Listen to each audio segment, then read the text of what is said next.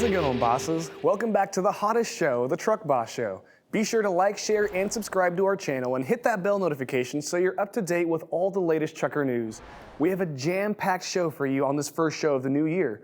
We're looking back on 2021's top trucking workforce issues with Rebecca Brewster of the American Transportation Research Institute, and we're taking a ride down America's most scenic routes. Are you ready? Take it away, Jason.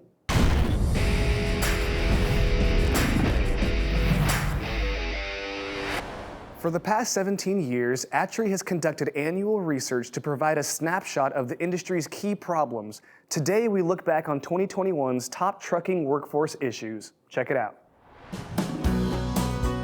2021 was another hectic year for the trucking industry, but what are the problems that are on the minds of all the professionals within transportation going into the new year?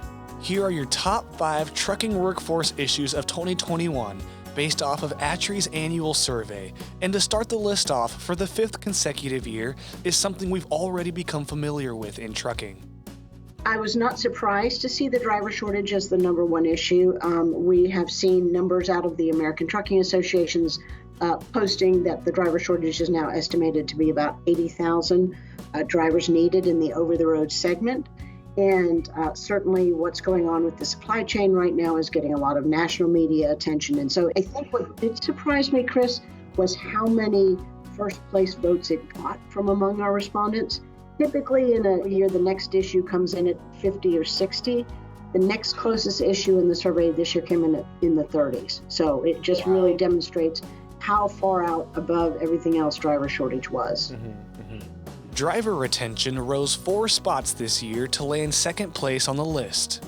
It's interesting because right after we released, I had several motor carriers in conversations about the results say to me, in our mind, the retention and shortage are one and the same thing. You know, we have a workforce issue. We need to make sure we keep the good people we have. We don't understand necessarily why you actually have them as 2 separate issues on the survey. And I remind them that the real power of this survey, Chris, is not just what are the issues, but what are the strategies that everybody believes as an industry we should be doing to deal with each issue. And there's no question that the strategies you would pursue to get someone into the industry are different than the ones you would pursue to keep someone in the industry. And so under retention, we see those strategies that are really focused on identifying what makes drivers happy. What is the best way we can keep them? What's the mix of compensation and other factors that's going to keep the best men and women we have in this industry in this industry? The 3rd issue seems like it could be closely intertwined with both retention and the driver shortage, though driver compensation hasn't always been a part of ATRI's annual research. I like to remind folks that if you take this survey and you see that your top issue is not listed as one of the ones to select, write it in, because that's how driver compensation first made it on the list. The first 3 issues all start with driver. It's all about the workforce, shortage, retention, and compensation. And it is impossible, Chris, to view any one of those in its own silo. They are all connected. Right. We just did another study where we looked at the motivators for why men and women choose to be owner-operators and independent contractors, or why they choose to be company drivers. And in both of those groups, income is important. But it's not the top issue that they're looking for. And so there are other things. On the owner-operator side, it's essentially the ability to choose my own work environment, you know, flexibility in my scheduling and the routes. Income is important, but it wasn't number one.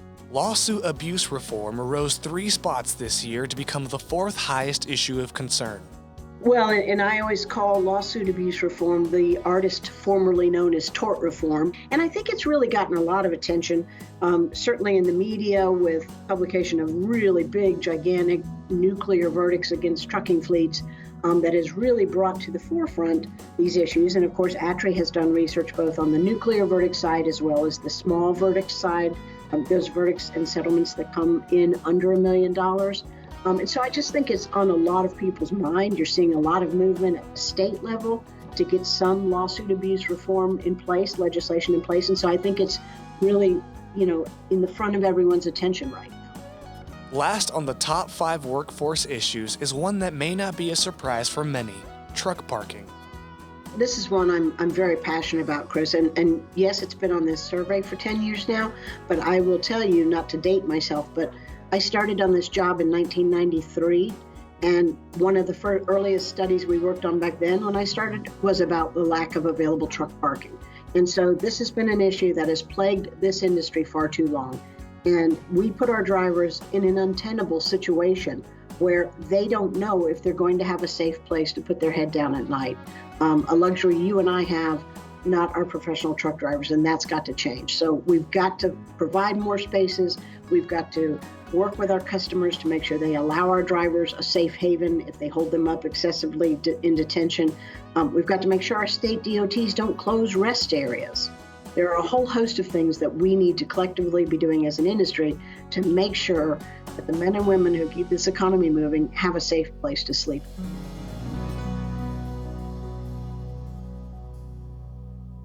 Like Rebecca said, if you don't see the problem you're facing listed on a survey, make sure to write it in. No one except you knows what it's like to be out on the road every day, so it's up to you to make sure your voice is heard. Nikki, what you got for us? Thanks, Chris. Hauls can tend to be a drag at times when all you have to view is a bunch of flat lands or wheat fields. But hey, that might be your jam. Scenery can really make a difference when you're out on the open road. We put together some of the U.S.'s top most scenic routes for you all, so maybe you can schedule around that next load if you know what I'm saying. Check it out. Driving for endless miles can be tiring on anyone's eyes, but it's always helpful when you have a scenic landscape to look out while you're cruising down the road. Here are the top most scenic routes for truckers in the USA. First, we start with the incredible Pacific Coast Highway. This route offers everything from the glitz and glam of Hollywood to the Bohemian Rhapsody to dream of. Approximately 600 miles of the beautiful California coast, this legendary route provides tons of ocean views and historic bridges to cross. If you're set to drive the whole route, it will take you around 10 hours with beautiful mountain views, soaring trees, and plenty of water that meets the sky views that will blow you away. Sticking with the same side of the country, we head right next door to the Pacific Northwest with a scenic route that crosses 3 states: Oregon, Washington State, and Idaho. Offering scenery of rugged coastlines, jagged mountain ranges, and beautiful rainforests, the Pacific Northwest is filled with crystal clear lakes and rivers that are sure to keep you in awe. Some of the most beautiful places to stop on this route are the Columbia River Gorge in Oregon, Olympic National Park in Washington, and you'll definitely want to take the Salmon River Scenic Byway in Idaho. Heading into the Southwest, the Virgin River Gorge Scenic Highway is one that you'll definitely want to cross off your bucket list, especially if you're a Western fan. This scenic route spans from the Mojave Desert to the Colorado Plateau and passes through the spectacular Virgin River Gorge. A magnificent canyon that seems to be carved out of the rugged desert mountains makes for one of the most beautiful drives in the U.S. Next, we head to Colorado's 235-mile loop of the San Juan Skyway. This scenic route will take you through old mining towns, offers spectacular mountains to look at, and features lots of twists and turns. Taking about 7 hours of drive time to complete the loop, the San Juan Skyway takes you through many towns that feature beautiful river views, have hot springs you can relax in, and many restaurants where you can get a quick bite to eat. And last, but certainly not least, the stunning Blue Ridge Parkway on the East Coast. This scenic drive takes you through the Carolinas, Virginia, and the Great Smoky Mountains, and Shenandoah National Parks. Filled with colorful trees and scenic overlooks, you might also find some unique wildlife. Be sure to take the Lynn Cove Bridge, which is over 1,200 feet long and snakes around Grandfather Mountain. Well, those were so beautiful, Chris, but I'm more of an ocean gal, so the Pacific Coast Highway would definitely be my number one. What about you? Mine's probably the Colorado 235 because it's just so clean and it's just so beautiful out there. Yeah, it really is, and there are so many scenic routes in the United States, so you're bound to come across one if you haven't already. That's right. And let us know what your favorite is in the comments below. We would love to know. Yes, and stay tuned for the next show because we're talking to the tiny trucker from Quanah, aka Snowman, who's probably the youngest truck owner that we've ever had on the show, and he's going to be showing us his old school Mac. Very cool. I can't wait to see that one, Chris. And then we're also going to take a deeper dive into understanding the highway systems. I know there's GPS and all that out there nowadays, but we can help you navigate it just a little bit better. Awesome. And don't forget to like, share, and subscribe because we can't do this without your support. So why do we do this, Nikki? Because you're the boss.